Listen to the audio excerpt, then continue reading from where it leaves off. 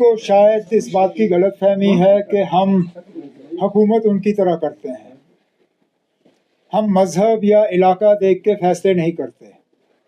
ये बीजेपी वाले हैं जिन्होंने मरकज़ी हुकूमत में इस मुल्क के लगभग 15% आबादी को हुकूमत से बाहर रखा है। आज बीजेपी का ना लोकसभा में ना राज्यसभा में एक भी मुसलमान मेंबर पार्लियामेंट है। मरकज़ी हुकूमत में एक भी मुसलमान जो है वज़ीर बनने के उनको काबिल नज़र नहीं आया। तो वो पहले अपने गिरेबान में झांक के देखें, फिर हमारे ऊपर जो है उंगली उठाने का काम करें। मैंने जैसे हाउस में कहा, हम नुकसान देख के फैसला करेंगे, इलाका या मज़हब देख के नहीं। जिस इलाके का नुकसान हुआ है कम ज़्यादा, उस हिसाब से जो है मरकज़ से पैकेज मांगा जाएगा। पैकेज मिलते ही वो पैसे जो हैं वो लोगों के बीच में हम बांटना शुरू करेंगे। सीधी सी बात है। क्रॉस वोटिंग के हवाले से भी काफी इल्जाम लगे। आज इलेक्शन कमीशन ऑफ इंडिया पूरे देश के लिए जो है SIR अनाउंस करने जा रहा है। So how do you view this? पहले ही बिहार में SIR को लेके कुछ खदशात और कुछ शिकायतें की गई हैं। अभी तक तो ये भी नहीं मालूम कि SIR कराने वालों को उस SIR का फ़ायदा होगा या नहीं होगा। बिहार का इलेक्शन मुकम्मल होने दीजिए, पहले हम देखें कि वाकई क्या उस SIR का कोई फ़ायदा हुआ या नहीं हुआ। उसके बाद फिर बाकी मुल्क में उसको लागू करने की बात करें। अभी तक तो बिहार का जो है वो रिज़ल्ट नहीं आया। तो इलेक्शन कमीशन को इसमें जल्दी नहीं करनी चाहिए, क्योंकि फिर ऐसा लगेगा कि इलेक्शन कमीशन जो है अपनी इंडिपेंडेंस खो के किसी पॉलिटिकल पार्टी के प्रेशर में ये काम कर रहे हैं। और हमने ये पहले भी देखा है। जम्मू कश्मीर में डिलिमिटेशन यहाँ के लोगों को फ़ायदा पहुँचाने के लिए नहीं किया गया, एक सियासी जमात को फ़ायदा पहुँचाने के लिए गया। जिस तरह सीटों का बंटवारा हुआ, जिस तरह नई सीटें बनी, उसका सीधा सीधा एक ही पॉलिटिकल पार्टी और उसके खैर का जो है उन लोगों को फ़ायदा पहुंचाने की कोशिश की गई। इलेक्शन कमीशन को इस तरह की गलती नहीं करनी चाहिए। उनको वेट करना चाहिए, देखना चाहिए कि वाकई क्या SIR जो है वो वोटर के फ़ायदे की बात है या नहीं। आने वाले दिनों में यहाँ सिर्फ सड़क, पानी, बिजली की बात होगी या जो हमारी पॉलिटिकल शिनाख्त है उसको रिस्टोर करने की बात? अब हम तो रिस्टोर करने वाली बात करना चाहते थे, लेकिन शायद अब स्पीकर साहब की तरफ से हमारे ऊपर इसमें अब एक पाबंदी लगाई गई है। मुझे कोई एतराज़ नहीं था अगर किसी एक ऑनरेबल MLA साहब ने शायद स्टेटहुड के हवाले से एक रेजोल्यूशन लाने की कोशिश की थी, लेकिन उसमें फिर स्पीकर साहब ने सब जुडिस का वो कह के उसको मंजूरी नहीं दी। हम चाहते थे कि स्टेटहुड की बात जो है यहाँ हाउस में हो, लेकिन इस हाउस के कस्टोडियन स्पीकर साहब हैं। जैसे मैंने इससे पहले भी आप लोगों से बात करते हुए बिलों के हवाले से ये जवाब दिया कि कौन सा रेजोल्यूशन, कौन सा बिल हाउस के सामने आता है, वो फैसला सिर्फ स्पीकर साहब कर सकते हैं, हम नहीं कर सकते। लेकिन मैं चाहता था कि स्टेटहुड पे कोई ऐसी बात आ जाए जिससे कि हमें पता चले। देखना, मुझे मालूम है मैं स्टेटहुड के मामले पे कहाँ खड़ा हूँ। मुझे पता है कि स्टेटहुड का अगर कोई रेजोल्यूशन हाउस के सामने आ जाता है तो मैं और मेरे साथी किस तरह वोट करेंगे। लेकिन यहाँ एक 28 मेंबरों की जमात है जिसका हमें कोई पता नहीं है कि वो स्टेटहुड के बारे में क्या सोचते हैं। उन्होंने स्टेटहुड को लेके जम्मू कश्मीर के लोगों से वोट ज़रूर मांगे, लेकिन मरकज़ ने अभी तक वो स्टेटहुड हमें दिया नहीं। मैं चाहता था कि एक रेजोल्यूशन, ऐसा कोई मौका हमें हाउस में मिले जिससे कि वो 28 मेंबर जो हैं अपनी बात वोट के ज़रिए क्लियर करें कि स्टेटहुड के मामले में वो 28 लोग कहाँ पे खड़े हैं। देखना सुने, जब तक आप सवाल करते हुए थक नहीं जाओगे तब तक मैं यहाँ बैठा रहूंगा। इसलिए मेहरबानी करके एक एक कर लीजिए। मैं एक डायरेक्शन में आ जाते हैं। मैं यहाँ से शुरू करके यहाँ खत्म कर। सर, ये जो सियासी मामले हैं आपकी काम में कितनी रुकावट पैदा करते हैं? क्या ये जो सियासी मामले हैं, खासकर स्टेटहुड या अभी आप यूटी के वज़ीर आला हैं, जो आप यहाँ पे तरक्की करना चाहते हैं, उसमें कितनी रुकावटें तो लेकिन अगर कोई रुकावट नहीं होती, मैं क्या पागल हूं कि मैं स्टेटहुड मांगता? अगर यूटी में ही काम करना इतना आसान है जितना स्टेट, तो एक तो सारे स्टेट्स कहते हैं कि हमें यूटी बनाओ, और दूसरा हम स्टेटहुड की बात ही नहीं करते। जाहिर सी बात है कि इश्यूज सामने आई जाती हैं, अफसर हमारे चॉइस के लगते नहीं। महकमा मेरा है, जिम्मेदारी मेरी है, जवाब मुझे देना है हाउस में, लेकिन अफसर मेरे चॉइस का लगता नहीं। अब आज आपने देखा मिनिस्टरों की बात, कौन सा अफसर कहाँ से कोई डॉक्यूमेंट तैयार करके हाउस के सामने पेश कर देता है, जवाबदेह मिनिस्टर बनता है, वो नहीं जिसने उस अफसर को उस जगह तैनात किया। ये एक मिसाल है, और भी इस तरह के मिसाल हैं ना। कई सारे ऐसे इदारे हैं जो इलेक्टेड गवर्नमेंट के कंट्रोल में होने चाहिए थे, जो अभी भी नहीं है। मैं कितनों की मिसाल आपको दे दूं। 2 यूनिवर्सिटियां हैं, कल्चरल एकेडमी है, स्किम्स है, पावर डेवलपमेंट कॉरपोरेशन है, कई सारी चीज़ें हैं जो इलेक्शन के बाद इलेक्टेड गवर्नमेंट को ट्रांसफ़र हो जानी चाहिए थी, जो नहीं की गई हैं। रुकावटें हैं। अब हम इसलिए तो लड़ रहे हैं, झगड़ रहे हैं ना कि स्टेटहुड हमें वापस दे दो, ताकि ये सारे इख्तियारात हमारे पास हों। Because I'm not, look, if I, please, I'm sorry, but please, the person who conducted that interview also tried to, if you saw the interview, tried to ask me questions around this. I didn't answer them. If I didn't answer her, why do you think I'll answer you? So- I have nothing more to say on I that. want to ask that are you not hopeful that the government of India will restore the state? ना, मैं तो पहले दिन से hopeful था। मेरे hopefulness में थोड़ी कमी आई है, लेकिन अभी भी है। लेकिन जितना ज़्यादा ये सिलसिला चलता रहेगा, जाहिर सी बात है, इंसानी फितरत है, होपफुलनेस कम ही हो जाएगी ना, बढ़ेगी नहीं। जितना आप हमें और इंतज़ार कराओगे, उतना ही हम कम होपफुल होंगे। लेकिन अभी भी सिर्फ साल 1 हुआ है, अभी भी होपफुलनेस है। इसी होपफुलनेस के दौरान हो जाए तो अच्छा है। यहाँ तक पहुँचे फिर बात करिए। अभी तक तो अभी साल हुआ ना, बात करेंगे। उमर साहब, आज डेली वेजेस पे बात जो इकोज यहाँ पर असेंबली में अभी सुने गए, उसमें फिर से एक बार सजाद लोन ने कहा कि ये मैच फिक्स था, उस पर क्या कहेंगे सर? ना, पहले जो शख्स इलेक्शन में हिस्सा लेने के लिए तैयार ही नहीं था, वो किस चीज पे टिप्पणी करे? पहले तो वो ये बताए ना, उनको क्या मजबूरी थी बीजेपी की मदद करने की। अगर वो इतना ही चाहते थे कि मैच फिक्सिंग ना हो, कम से कम आके अपने वोट का इस्तेमाल करते। हंदवाड़ा के लोगों ने उन्हें खामोश रहने के लिए यहाँ नहीं भेजा। हंदवाड़ा के लोगों ने उन्हें डबल रोल करने के लिए यहाँ नहीं भेजा। कम से कम खुलेआम वो कहते कि हाँ जी, वो बीजेपी के साथ है या नहीं है। और जिस दिन ये इलेक्शन अनाउंस हुआ, उस दिन मैंने ये कहा कि जो लोग इस इलेक्शन में हिस्सा नहीं लेते या एब्सटेन करते हैं, वो सीधा सीधा बीजेपी की मदद कर रहे हैं। लेकिन अब जो लोग पहले तो ना, मेरी याददाश्त जो है सो है, आप लोगों की याददाश्त भी थोड़ी कमजोर नजर आ रही है मुझे। राज्यसभा के इलेक्शन से पहले आप लोगों के अखबार जिनके नाम यहाँ मुझे कुछ नजर आ रहे हैं, आप लोगों ने पहले ही 3-1 किया था। तो जब 3-1 निकला, इसमें फिक्स मैच कहाँ? तो फिर फिक्स मैच में आप लोग पहले शामिल थे। आपने तो वोटिंग से पहले ही नतीजा ऐलान किया था, हम तो लड़ रहे थे। मैं कितने आपके अखबारों के नाम लूं, अंग्रेजी, उर्दू, हिंदी, कश्मीरी, जिन्होंने नतीजों से पहले ही कहा था कि ना नतीजा 3-1 होगा। आप लोगों ने सोशल, एक मिनट मुझे बात करने दीजिए, आप लोगों ने सोशल मीडिया पे भी यही लिखा था कि 3-1 होगा। हमने तब भी मुकाबला किया, कोशिश की कि हम जीतें, लेकिन पहले दिन से हमारी कोशिशों में एक मुश्किलात आई जब हंदवाड़ा के एमएलए साहब ने इलेक्शन से बाहर रहने का फैसला किया। उसके बाद बीजेपी को सिर्फ 29 चाहिए थे, उनके पास 28 थे। अब एक आध हम शायद उनके लिए करना आसान होता। मैंने जैसे सोशल मीडिया पे कहा, मुझे नहीं लग रहा था कि वो 4 करेंगे। अब जिन 4 ने अपने ईमान का सौदा किया है, वो अपने अल्लाह या भगवान को है जवाब दें। बाकी ठीक है ना, जो है सो है।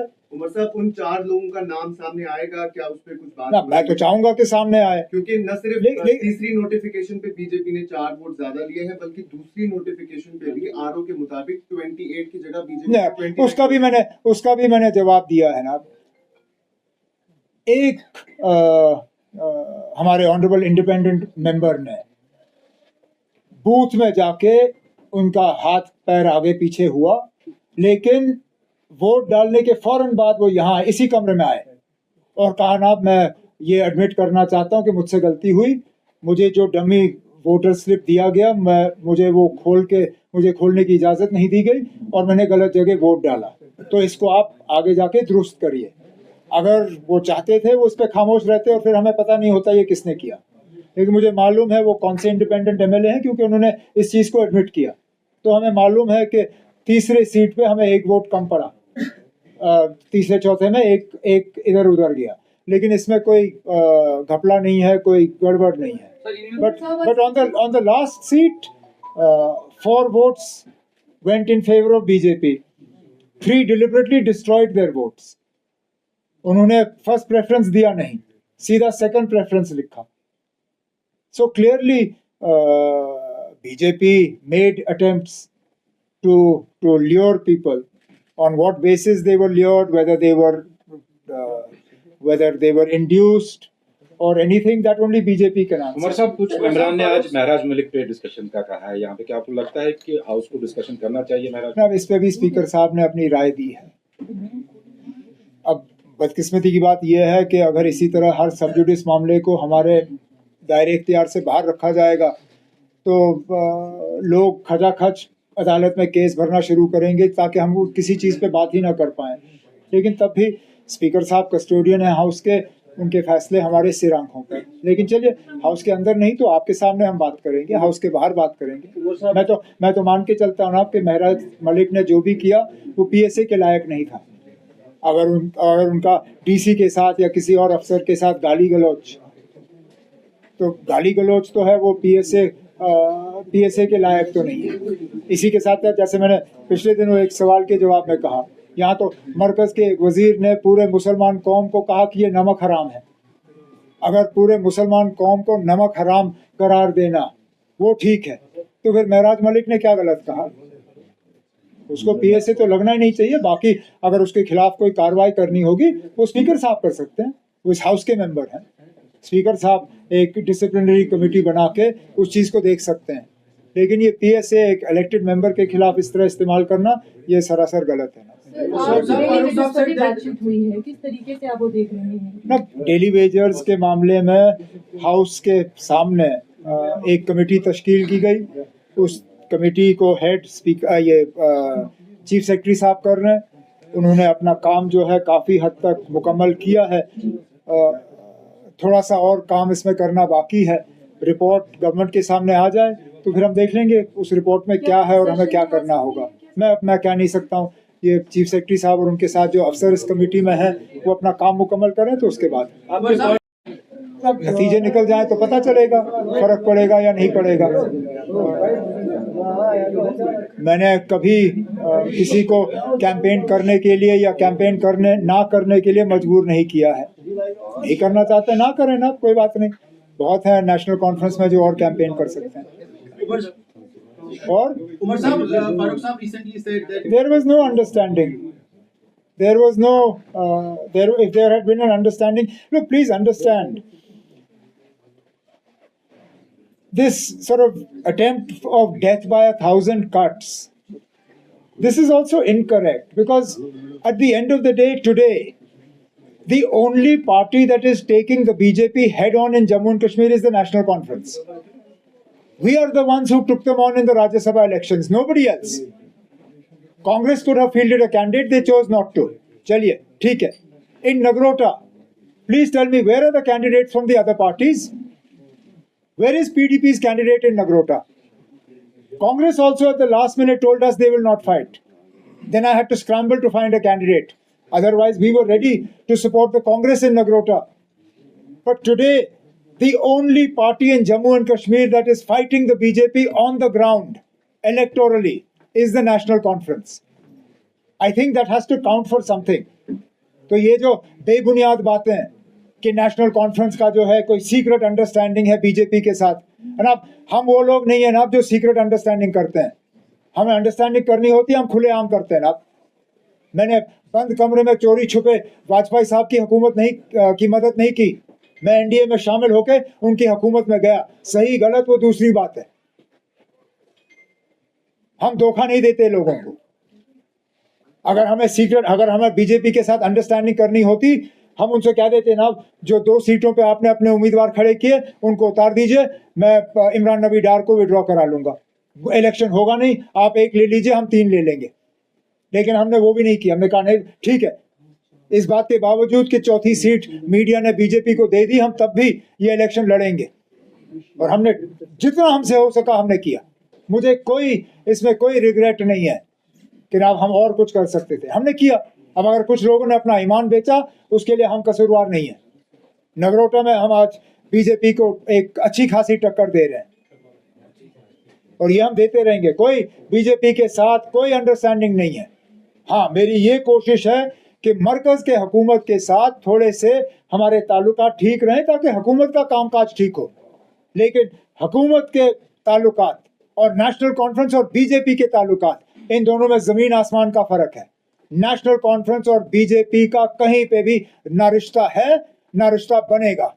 बाकी मेरे ताल्लुकात मरकजी हुकूमत के साथ क्या होंगे वो दूसरी बात।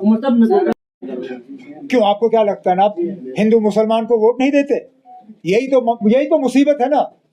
इसी वजह से तो 15% आबादी को जो है इस हुकूमत में शामिल ही नहीं किया गया, क्योंकि ऐसा लगता है कि हिंदू ना मुसलमान को वोट देगा ना मुसलमान हिंदू को वोट देगा। आप भूल गए शायद ना, जम्मू पार्लिमानी सीट वो सीट है जहां नेशनल कॉन्फ्रेंस का एक मुस्लिम उम्मीदवार जीत के गया।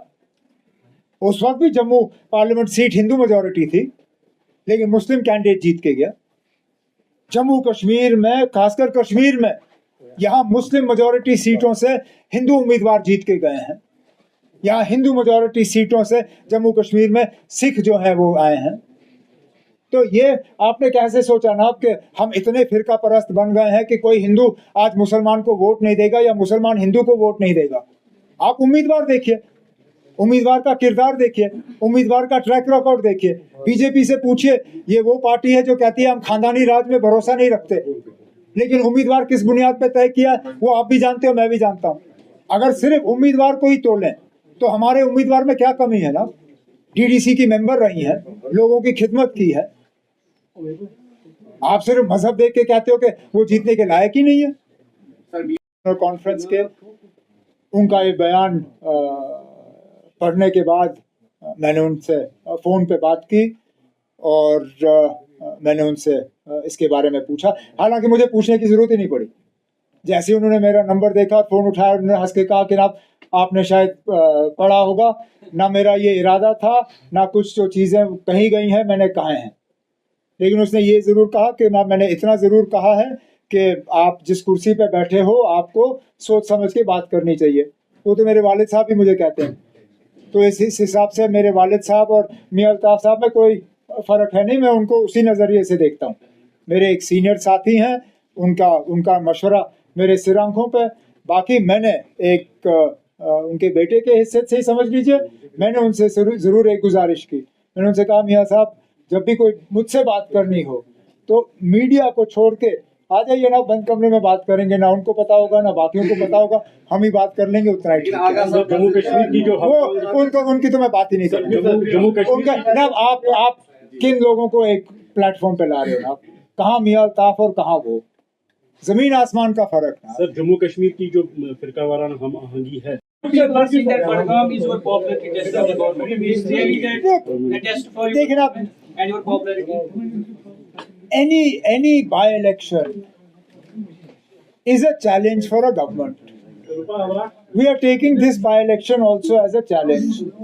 This challenge is multiplied by the complexities of the voter sort of distribution in Budgam. It is also multiplied by some element of internal politics that is playing out. That said, I am hopeful that the people of Budgam will make the right choice.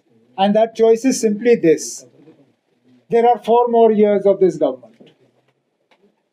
I am sure the people of Budgam are concerned with their day-to-day issues. Bijli, sadak, pani, rozgar, sehat, talim, ये सब चीज़ें, social welfare की स्कीमें, transport. आम तौर पे लोग कहते हैं ना, आप जितना नज़दीक बडगाम श्रीनगर से है उतनी ही डेवलपमेंट बडगाम की कम हुई है। उस चीज़ को हम दुरुस्त करना चाहते हैं। बड़गाम की नुमाइंदगी हुई है लेकिन बड़गाम की तरक्की नहीं हुई है। अब इसके लिए वो लोग कसूरवार हैं जिन्होंने इतने साल जो है वहाँ बड़गाम की नुमाइंदगी की। अब चलिए कोई बात नहीं, उनसे नहीं हुआ, हम कर लेंगे ना। इसलिए मैं उम्मीद करूंगा कि बड़गाम के लोग इस चीज़ को पहचानते हुए कि बेहतर होगा कि एमएलए जो है वो हो जो हुकूमत के साथ जुड़ा रहे, जो कम से कम छोटे मोटे बड़े काम जो है वहाँ करवा पाए। बाकी कैंपेन मैं यहाँ से नहीं करूँगा, ग्राउंड पे पहुँच जाऊँगा, आप लोगों से मुलाकात होगी। बड़गाम की तारीख 50 साल के बाद चेंज होगी क्या गौ मुक्ति का कल का जो बयान था वहाँ बड़गाम में जाके कि